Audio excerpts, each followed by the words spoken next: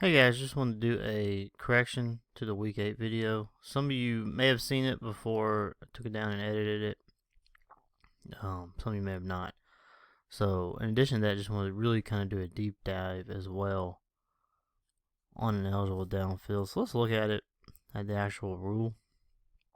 This is 7.5.12. Ineligible A players may not advance beyond the expanded neutral zone on a legal forward pass play before a legal forward pass that crosses the neutral zone is in flight. If B touches the pass and are behind the neutral zone, this restriction is terminated. So, Cliff Notes version of that: if a player is an eligible receiver, it cannot go 3 or more yards downfield past the line of scrimmage before the ball leaves the quarterback hands.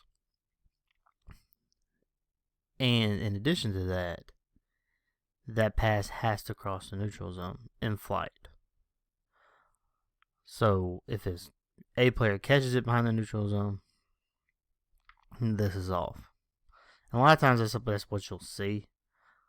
Before the RPO became big, a lot of times the ineligible downfields were the play was designed to be caught behind the neutral zone or behind the line of scrimmage, but it wasn't for some reason. So that is, now we got the RPO, and now it happens a little more frequently. So that is, in a nutshell, ineligible downfield. So let's look at it in regards to this play. So we have the line of scrimmage, the solid line, 25. Makes it a little easy for us in this. And this is a crew of 6. So the line here would be 27. No ineligible A player can go past that line. So that is 3 yards downfield, 3 yards beyond the neutral zone, or 3 yards beyond the line of scrimmage. Sorry. In addition, remember the pass if it's caught behind the line of scrimmage, which here is 25, then this is off. So this is, go back to this line.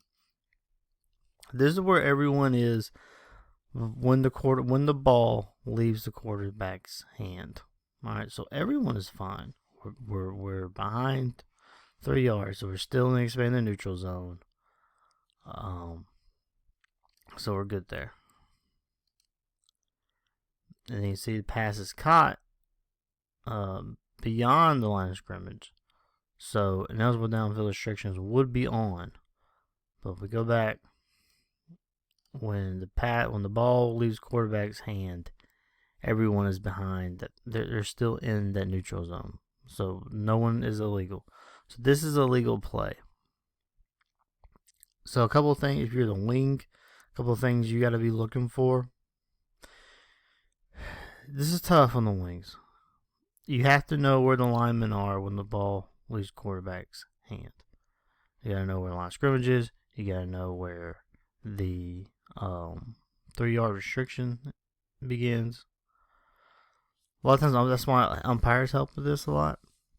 Why you see a lot of flags on umpires, because sometimes on the pass play, it's easier for them to tell. Another thing that makes this hard, though, is linemen, if they go beyond the expanded neutral zone and then come back into the neutral zone, it is still a foul. If you go back and look at the rule, they may not advance beyond the expanded neutral zone before the pass crosses the neutral zone in flight.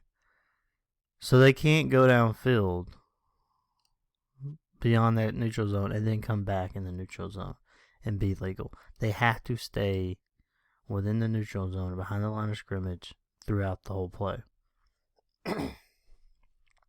Otherwise, it's illegal. So that's something to keep in mind on this. It's a tough play to officiate when you throw in all the different variables and things that can happen. So, according to the rule and all, this play is legal. This play is 100% legal.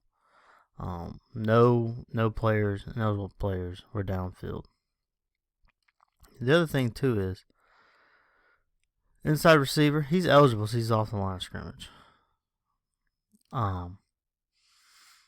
So this would be 2, and this is hard. This maybe a little bit easier in a crew of 7, but crew of 6, this is hard because now you're asking the wing to pick at this receiver when he's also got all this other stuff going on. But he can't block. And it's really hard to tell. It looks like he may be trying to block here. Yeah, he's definitely not making any kind of effort to, run a route. And then you have to pass. So if this pass is caught behind the line of scrimmage, then pass interference restrictions are off.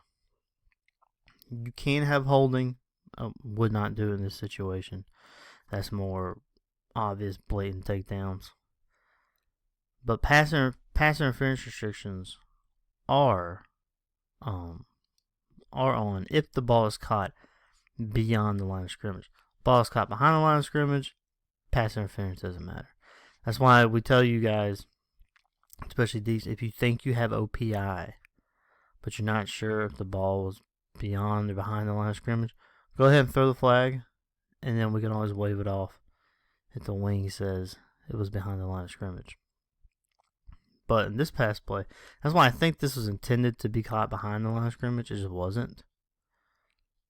But you should still consider OPI right here, because I don't think he's making an effort to get downfield. It looks like he engages, and it stays engaged, and it takes that defensive player out of the play. So just food for thought. Just consider that. A lot of stuff going on. The other correction is on a pass beyond the line of scrimmage.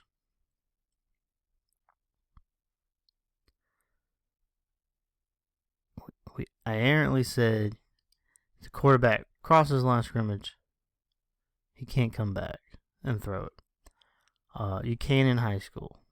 So in high school, you can go beyond the line of scrimmage, run back here behind the line of scrimmage, throw for a pass, and it's legal. You can do that in high school.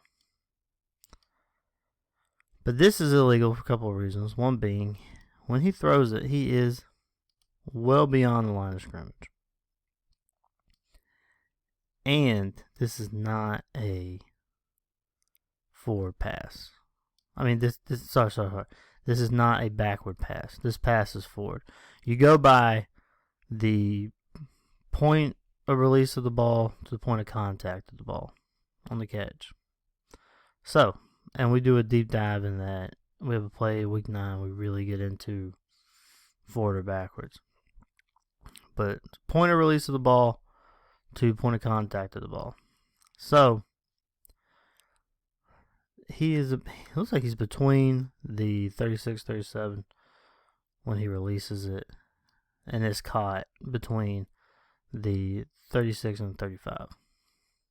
So it is a forward pass beyond the line of scrimmage, well beyond the line of scrimmage. This is a miss. Just kind of want to go over that, really do more of a deep dive in that, and make sure everyone was clear. And hopefully this cleared everything up. So, all right, thank you, and be lookout for the week 9.